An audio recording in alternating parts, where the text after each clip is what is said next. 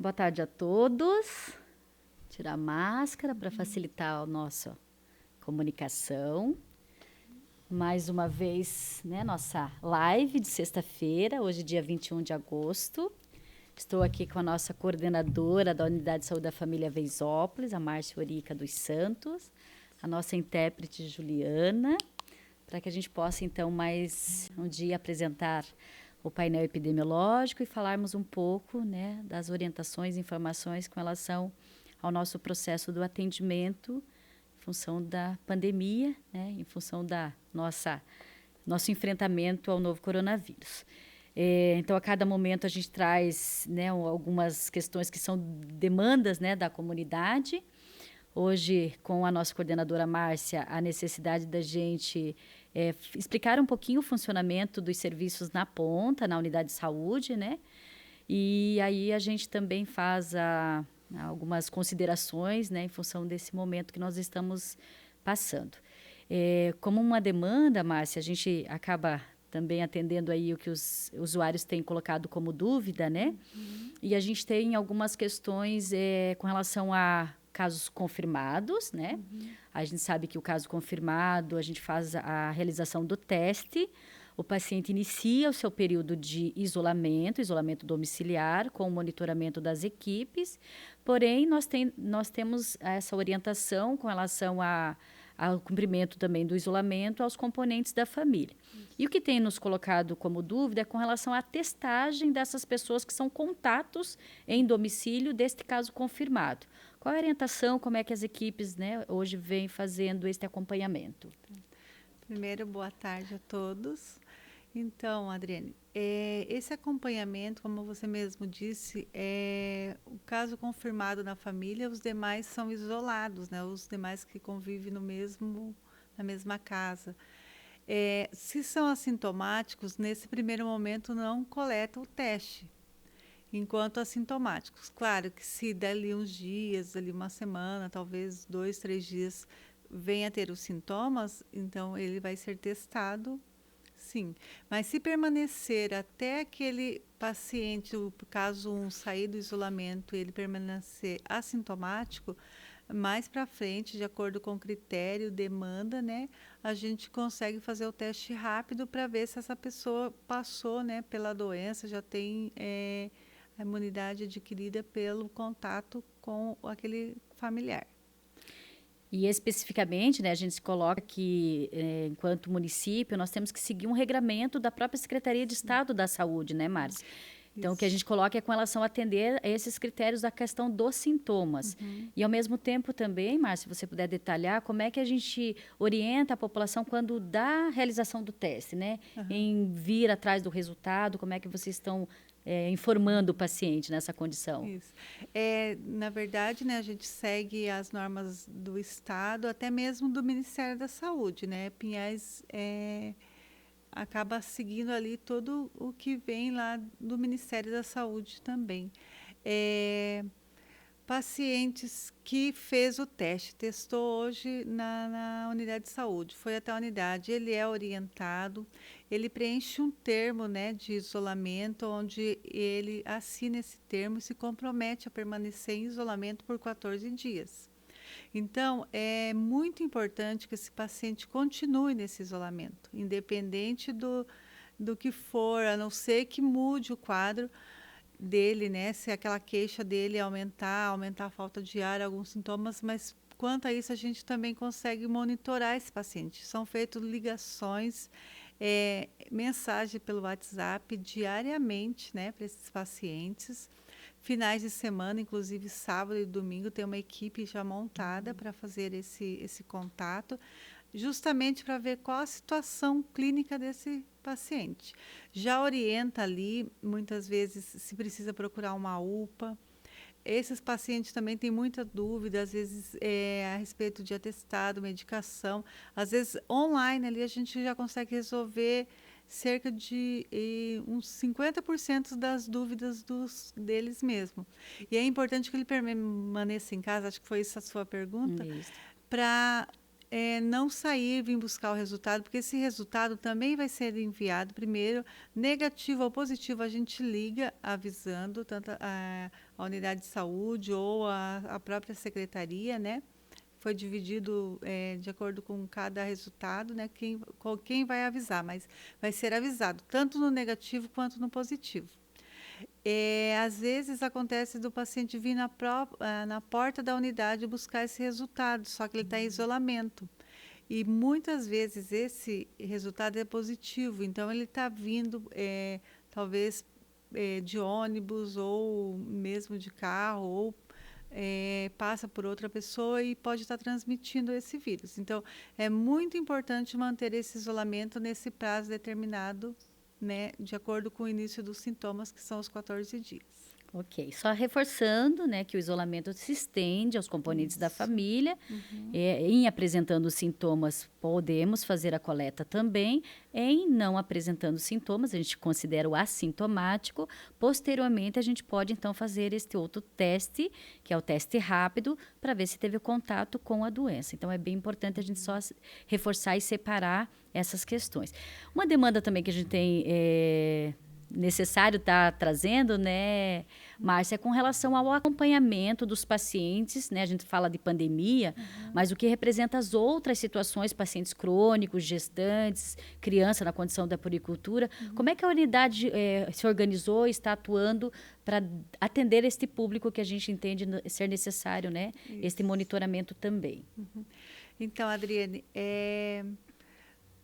com esse início, né, essa pandemia, a gente que está na ponta, a unidade básica, teve que se adaptar, né, de acordo com o que está acontecendo.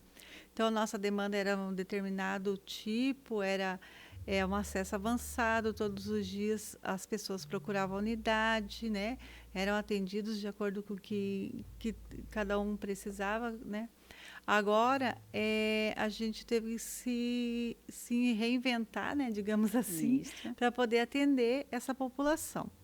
Uma das coisas que as unidades, né, de Pinhais estão fazendo, né, a nossa ali, eu dou exemplo com a minha, que eu tenho, né, mais, sei bem, estou ali no dia a dia, assim, foi criado pastas, né, de atendimento para cada médico.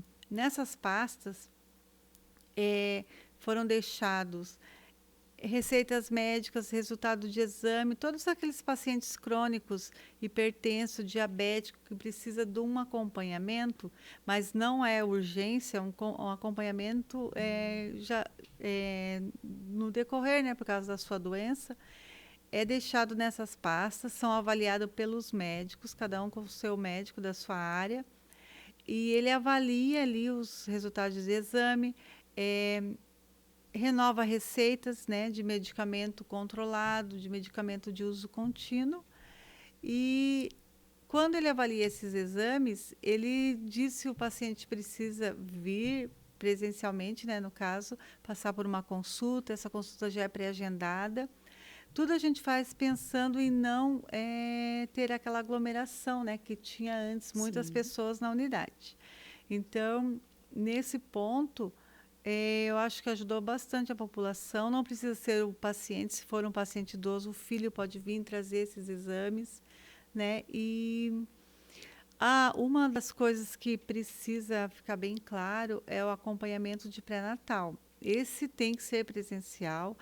A gestante tem que estar ali na unidade, de acordo com os agendamentos que são feitos. Sempre ela passa pela consulta, já vai embora com outro agendamento e precisa vir na unidade. A gente está preparado para receber essas pessoas, essas gestantes, as crianças até 2 anos. Então, não fique com medo de vir à unidade. A gente está trabalhando tudo de acordo com o que tem que ser, né, para manter esse distanciamento.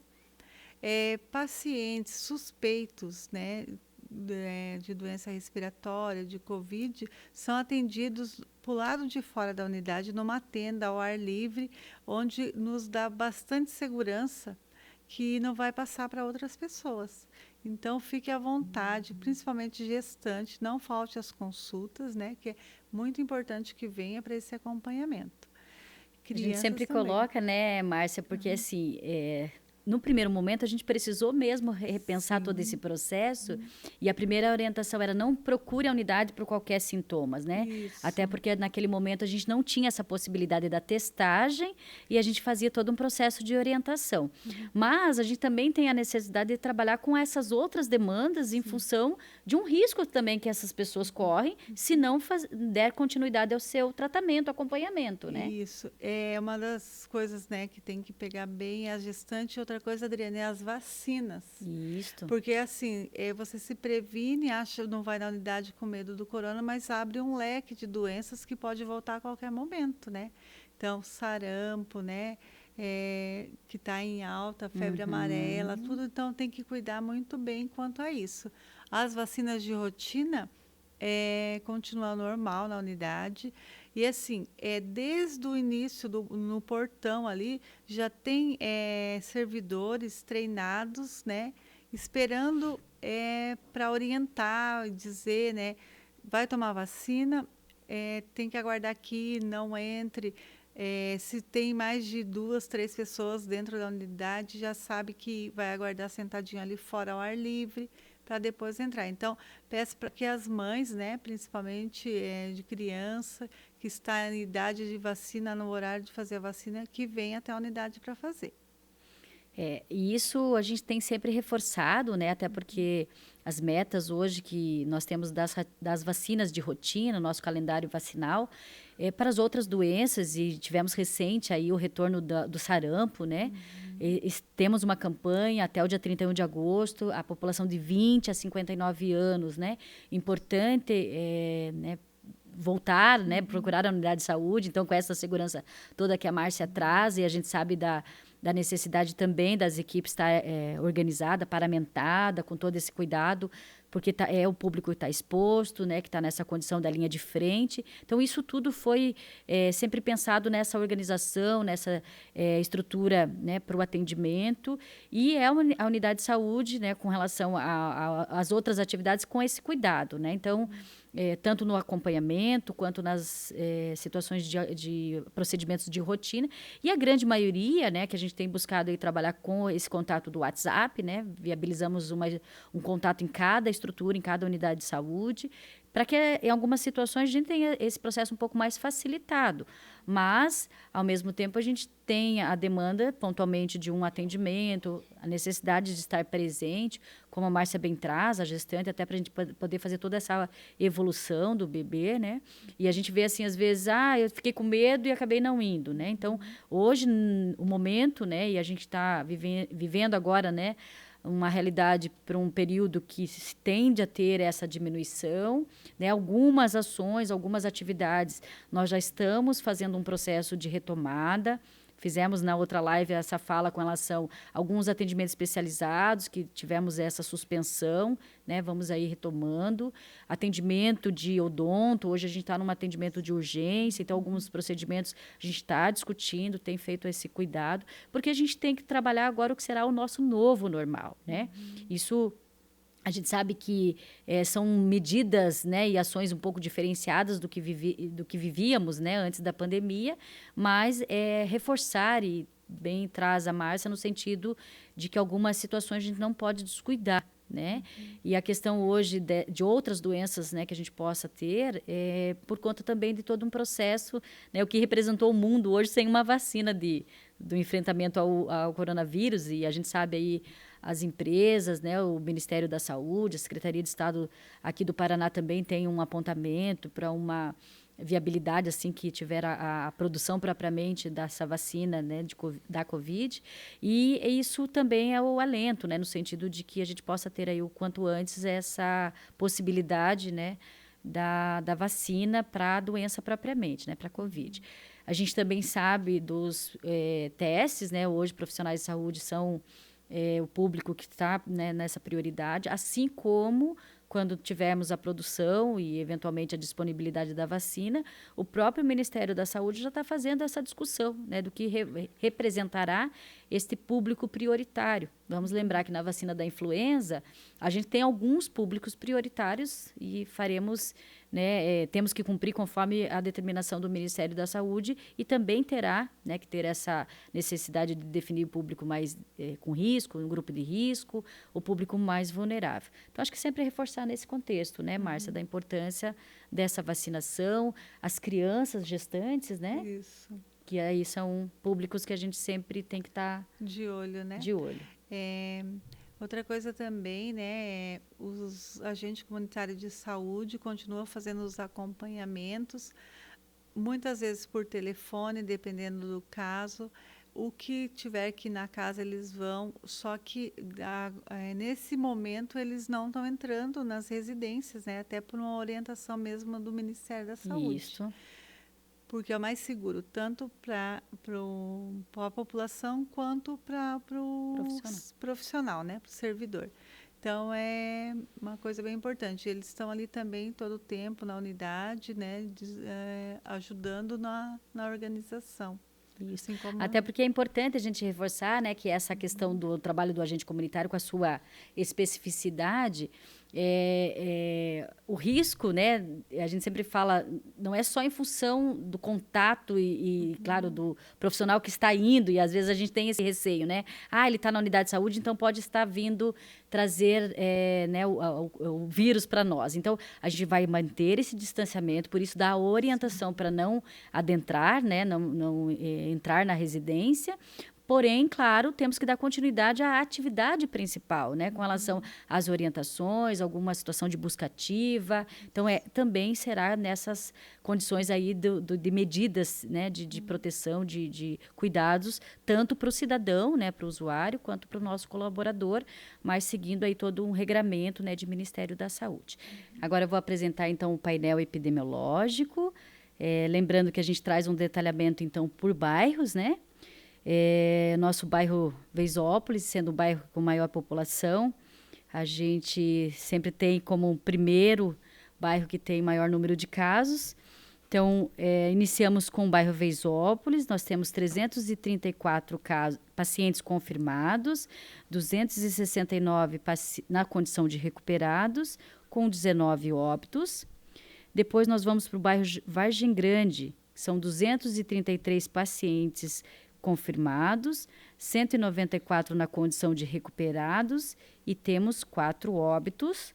Depois nós temos o bairro Atuba, que são 192 pacientes confirmados, 161 na condição de recuperados, 4 óbitos. Depois vamos para o bairro Maria Antonieta, são 190 pacientes confirmados, 158 na condição de recuperados e temos 7 óbitos. Depois vamos para o bairro Paineville, são 173 pacientes confirmados, 152 na condição de recuperados, com 6 óbitos. Depois o bairro Alto Tarumã, são 172 pacientes confirmados, 157 na condição de recuperados e 4 óbitos. Depois o bairro Emiliano Perneta, são 170 pacientes confirmados, 157 na condição de recuperados e temos 2 óbitos.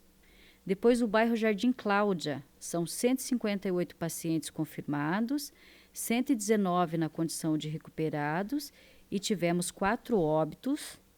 Depois vamos para o bairro Jardim Amélia, são 151 pacientes confirmados, 133 na condição de recuperados, temos 4 óbitos. Depois o bairro Centro, são 132 pacientes confirmados, 109 na condição de recuperados e temos 6 óbitos. Depois o bairro Estância Pinhais, são 124 pacientes confirmados, 109 na condição de recuperados e 2 óbitos. Depois o bairro Jardim Carla, são 102 pacientes confirmados, 94 na condição de recuperados e 2 óbitos.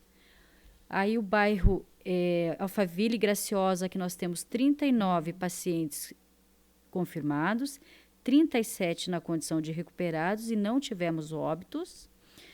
O Parque das Nascentes, nós tivemos um caso confirmado, um na condição de recuperado, não tivemos óbitos. E o último bairro que a gente traz é o Parque das Águas, sem caso confirmado, e então não tivemos nenhuma situação naquele bairro. Seguindo o nosso painel, nós apresentamos também por faixa etária, aí nós detalhamos os casos confirmados e os óbitos, né? A gente sempre reforça que nós temos casos confirmados em crianças, né, como aqui nós apresentamos, mas né, um dado que é importante sempre trazer que nós não tivemos óbito, então, nessas faixas de crianças e adolescentes. Então, detalhamento, de 0 a 5 anos, nós tivemos 48 casos confirmados. De 6 a 9 anos, são 18 casos confirmados.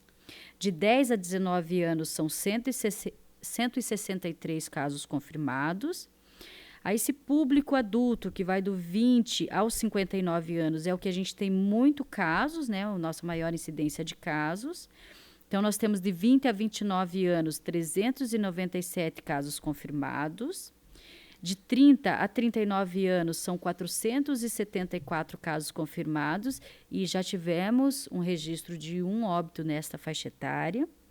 De 40 a 49 anos, nós tivemos 424 casos confirmados e o registro de 2 óbitos nessa faixa etária. De 50 a 59 anos, são 346 casos confirmados e tivemos 7 óbitos confirmados. E o público de 60 para mais é o nosso público de maior vulnerabilidade, e que pese que tem um quantitativo menor de casos, mas nós temos um número maior de óbitos, né? Os nossos óbitos se concentram muito nessas faixas etárias. Então, de 60 a 69, são 175 casos confirmados e 17 óbitos. De 70 a 79, são 87 casos confirmados e 23 óbitos. E acima de 80 anos, com 39 casos confirmados e 14 óbitos. Então, a gente ainda precisa preocupar com este público nosso, né, acima de 60 anos, os idosos com alguma doença crônica, que acaba sendo, né, um público mais acometido da questão do óbito, né? Na sequência, nós separamos, então, por condição de sexo, né? Então, nós temos ali os casos confirmados, né, no público feminino, ele está um pouquinho maior, são 1.194 em pacientes na situação mulheres, né, feminino, o que representa 55% dos casos de óbito, dos casos confirmados, e 977 na condição de homens, né, público masculino, o que representou 45% do nosso total de casos confirmados. E óbitos, né, a gente tem um pouquinho essa mudança, óbitos acaba sendo um público maior de homens, né, foram 35 óbitos em público masculino, que representou 55%, e 29 óbitos no público feminino, que representa 45%, né, do nosso total aí dos casos de óbitos. Então, finalizando, né, o nosso painel, a gente sempre reforça, né, o que representa também esse dado, né, do número de casos confirmados para o número de casos descartados, né? A gente apresenta também o nosso boletim diário. Nós já temos hoje 3.448 casos que foram descartados, né? Então, com essa possibilidade da testagem, a gente vem realizando um quantitativo considerado de testes e tivemos aí, então, 2.171 pessoas, né, pacientes nessa condição de confirmados.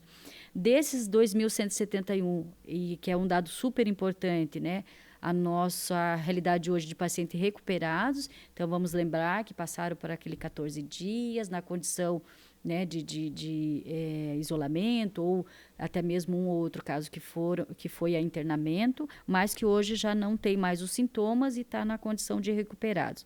Já representa 85%, né, do nosso percentual, então 1.850 pacientes já estão nesta condição. Infelizmente, a gente, né, ainda reforça que nosso percentual de óbito ele é um pouquinho acima da média da Regional de Saúde do Estado do Paraná, que, né, fica na média de 2,5%. Nós estamos com 2,94%, 64 casos, então, que foram a óbitos. E há um complementar que nós sempre trazemos no painel, são os nossos pacientes internados, né? Lembrando que essa estrutura hoje da retaguarda do leito hospitalar dentro da estrutura da Secretaria de Estado da Saúde, com a garantia do leito do tempo adequado, né? Lembrando que a gente precisa sempre deixar esse paciente estável para essa transferência. Então, às vezes, a gente tem um ou outro paciente que nos procura com relação a essa transferência. Então, o leito ele está exclusivo, ele está garantido, porém, né, para essa transferência tem que estar com toda essa condição do paciente. Então, hoje nós temos 10 pacientes em leitos de enfermaria, representa 45% do nosso total de pacientes internados, e 12 pacientes em UTI, o que representa 55% do nosso paciente internado, totalizando 22 pacientes na data de hoje internados.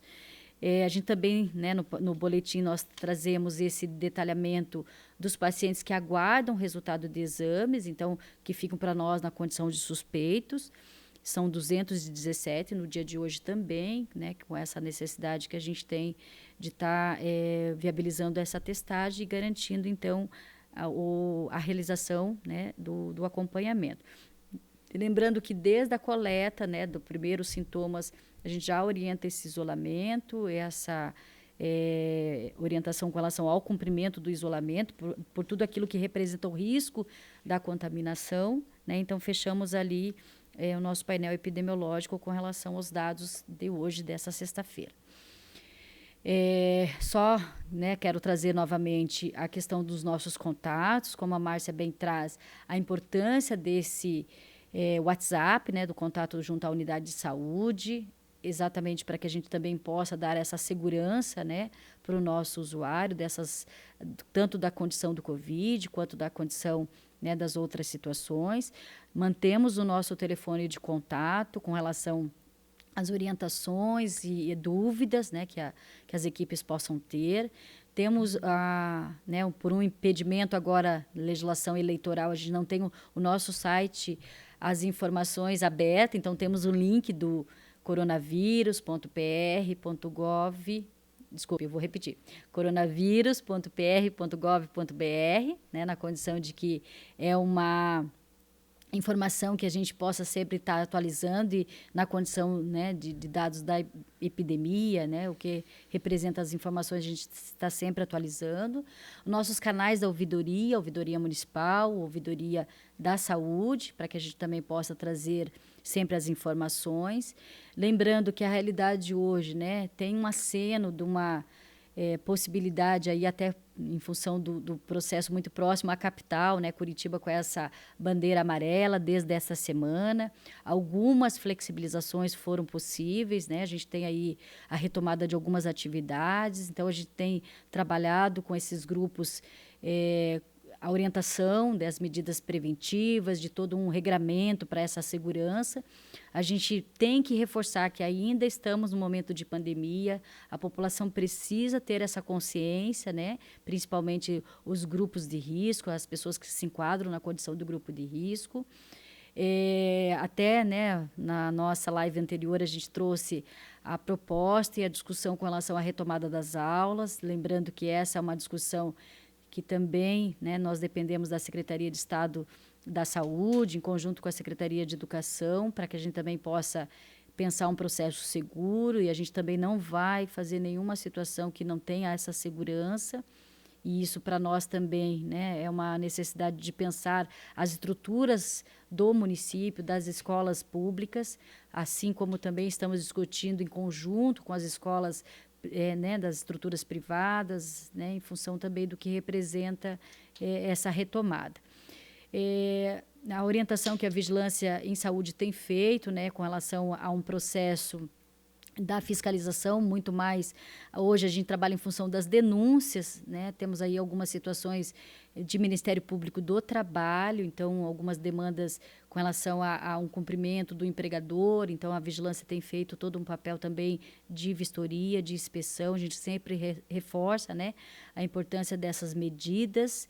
E também da segurança do trabalhador. Então, hoje, a demanda que a gente tem é denúncias de o cidadão na condição de trabalhador, que tem essa preocupação no ambiente de trabalho. Então, é importante também a gente sempre, né, reforçar essas orientações e, principalmente, o distanciamento, né, a questão do uso de máscara.